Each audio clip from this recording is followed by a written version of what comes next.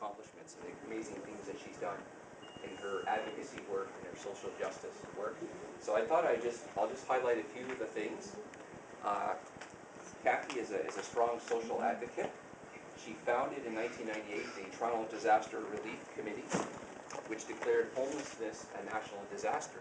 And some of you may recall the National Housing Strategy, which people like Cathy were strongly advocating for. And perhaps some of you, like myself, were at some of the demonstrations with the pins, with the 1% and the picture of the roof, with the idea that 1% of budgets from the government, municipal, provincial, and federal, should be going to address our national disgrace, which is a housing disaster. So that's one of the things that one of her pet projects. Cathy is well. It's hard to describe. She's not just an author, and she wrote a book called "Dying for a Home" about homelessness. She's there everywhere.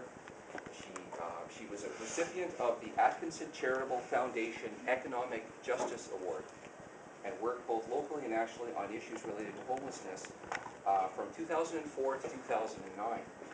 And for this fellowship, she authored "Dying for a Home: Homeless Activists Speak Out." She is also has been executive producer of Home Safe Calgary and Home Safe Toronto, and a national documentary film, Community Development Project. She is a street nurse. She's your neighbor. What we were doing last night when we were canvassing, we were introducing her to the people in the building as your nurse and neighbor. She's lived here for over 25 years.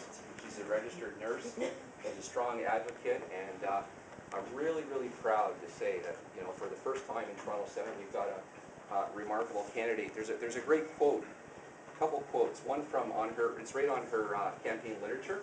We're going with the orange and blue this time, but this is Cathy Crowe, of course, and she's here and she's going to speak. The quote is, "There is literally no candidate anywhere that I could support with as full a heart and as much faith as Cathy Crowe. Her dedication to social justice and addressing poverty is unparalleled in this country." Sarah Polley, actor and director. And I just wanted to throw out a quote that I was thinking of today when I was sitting at my desk when I came back from lunch.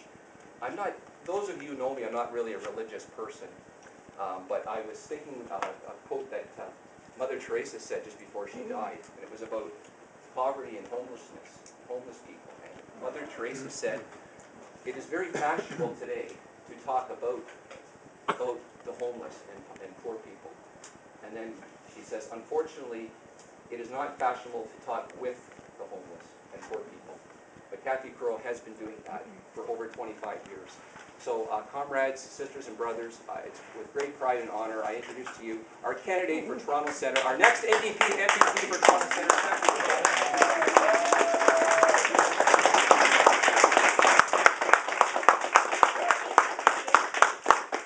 Thanks very much. Orange and blue. Well, the story behind that is in my by-election last year, the party tested the colors, and the response was so good that that's the provincial colors now. Interesting.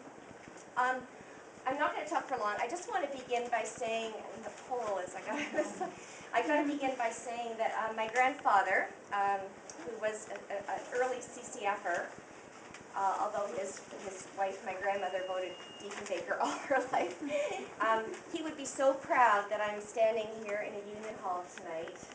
He'd be proud that I'm running for the party, but he'd be more proud, I think, that I'm here tonight with your support, so thank you.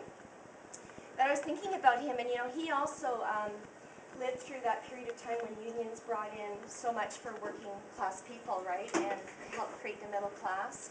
And I saw him actually benefit from that in terms of like a good job, a safe job, pensions, access to health care, which we can't really say is there for all now. He was able to access senior supports, home care, so many things at that time in the 70s and 80s when they were still more complete than today. And it's very sad to hear at the door what we are hearing now with people literally being told that they're not eligible for Wheel-Trans, even with multiple disabilities. I'm sure you're hearing that too, and just all the issues people are hearing. You know, I've been a nurse all my career.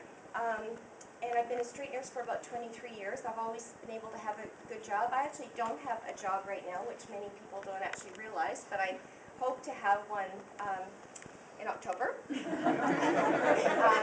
Better. But you know, I thought about one of the first times I began to think more about the labor movement in my job, and it was when I was a street nurse working at Dixon Hall Shelter. And we were doing foot care and nursing care in our clinics there. And suddenly we began to see a phenomenon, which was English workers coming in, GE workers coming in who were suddenly homeless because the plant had closed, right? They'd lost their jobs. And since that time, for the last 15 years, I've seen a wave of workers who, when jobs are lost, after they've used up resources, unfortunately end up homeless and using shelters.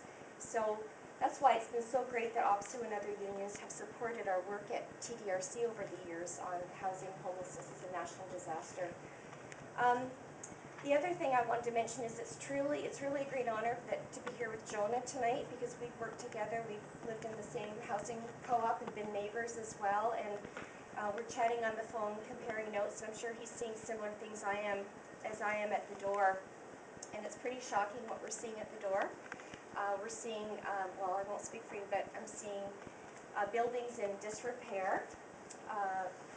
We saw actually a cockroach infection the other day where people my canvassers had to jump back from the door because when the woman opened the door, the bugs just poured out and it could be seen down the hall. And it was almost like a science fiction movie. And this was a TCHC building.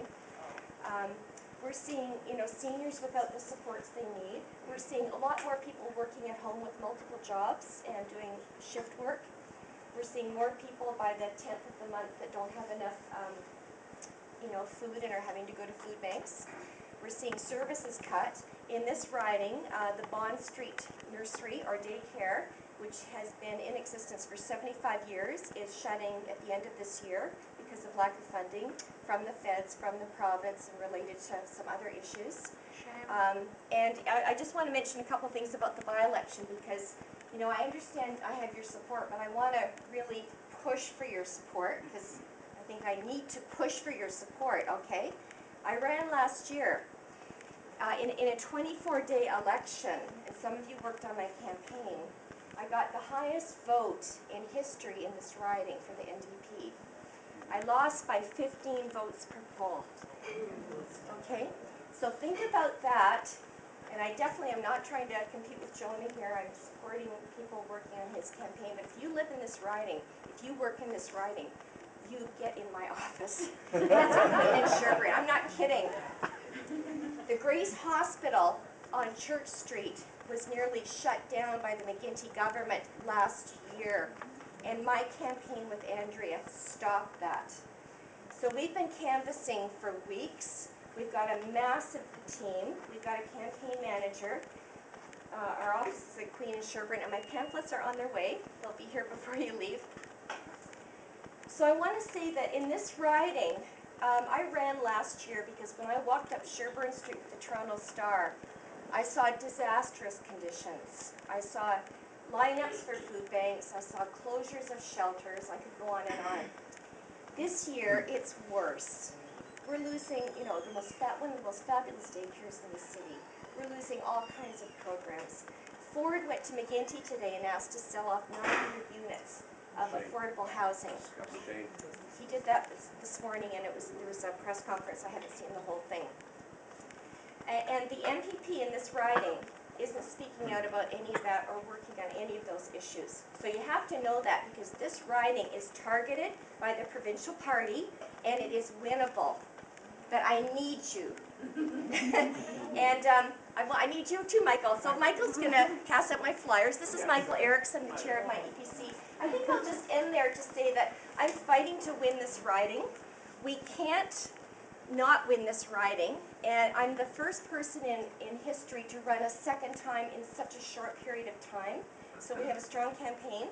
And I really want to see you in the offices at Queen and Sherbourne. Yep. I've got a Facebook page, and you can email me and we'll talk later. Thank you. And also